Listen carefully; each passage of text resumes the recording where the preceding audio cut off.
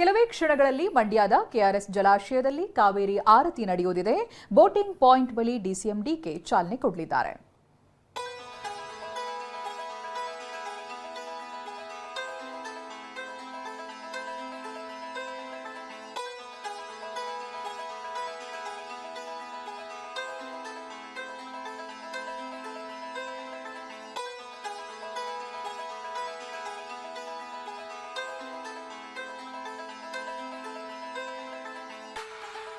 ಕಾವೇರಿ ಆರತಿ ಇಂದಿನಿಂದ 5 ದಿನಗಳ ಕಾಲ ಮಂಡ್ಯದ ಕೆಆರ್ಎಸ್ನಲ್ಲಿ ಕಾವೇರಿ ಆರತಿ ಕಾರ್ಯಕ್ರಮ ನಡೆಯಲಿದೆ.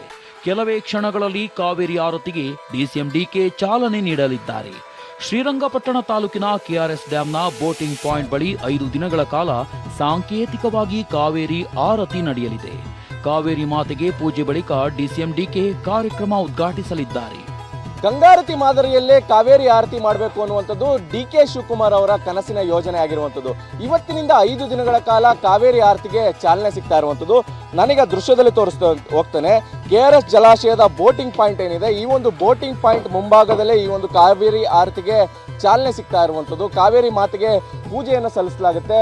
ಒಂದು ಪ್ರತಿಮೆ ಇದೆ, ಆ ಪ್ರತಿಮೆ ಜೊತೆಗೆ ತಾತ್ಕಾಲಿಕವಾಗಿ ಮತ್ತೊಂದು ಬೃಹತ್ ಪ್ರತಿಮೆಯನ್ನು ಕೂಡ ನಿರ್ಮಾಣ ಮಾಡಿರುವಂಥದ್ದು. ಇಂದಿನಿಂದ 5 ದಿನಗಳ ಕಾಲ ಈ ಒಂದು ಕಾವೇರಿಗೆ ಮಾತೆಗೆ ಆರತಿಯ ಮೂಲಕ ಗಂಗಾರತಿ ಯಾವ ರೀತಿ ನಡೀತದೆ ಅದೇ ಮಾದರಿಯಲ್ಲಿ ಇಲ್ಲೂ ಕೂಡ ಆರತಿಯನ್ನು ಮಾಡಲಿಕ್ಕೆ ಉದ್ದೇಶ ಮಾಡಿರುವಂಥದ್ದು. ಕಾವೇರಿ ನದಿಗೆ ಪುಷ್ಪಾರ್ಚನೆ ಸಲ್ಲಿಸುವ ಮೂಲಕ ಡಿಸಿಎಂ ಡಿಕೆ ಕಾವೇರಿ ಆರತಿಯನ್ನ ಉದ್ಘಾಟನೆ ಮಾಡಲಿದ್ದಾರೆ. ತರಬೇತಿ ಪಡೆದಿರುವ ಸ್ಥಳೀಯ ಪುರೋಹಿತರು ಗಂಗಾರತಿಯ ಮಾದರಿಯಲ್ಲಿ ಕಾವೇರಿ ಆರತಿ ಮಾಡಲಿದ್ದಾರೆ. ರಾಜ್ಯ ಹೊರ ರಾಜ್ಯ ಸೇರಿದಂತೆ 8,000ಕ್ಕೂ ಹೆಚ್ಚು ಜನ ಬರೋ ನಿರೀಕ್ಷೆ ಇದೆ. ಕೆಆರ್ಎಸ್ ಬೃಂದಾವನಕ್ಕೆ ಬರುವ ಪ್ರವಾಸಿಗರಿಗೆ ಉಚಿತ ಪ್ರವೇಶ ಕಲ್ಪಿಸಲಾಗಿದ್ದು, ಟೋಲ್ ಸಂಗ್ರಹದಲ್ಲೂ ವಿನಾಯಿತಿ ಇರಲಿದೆ.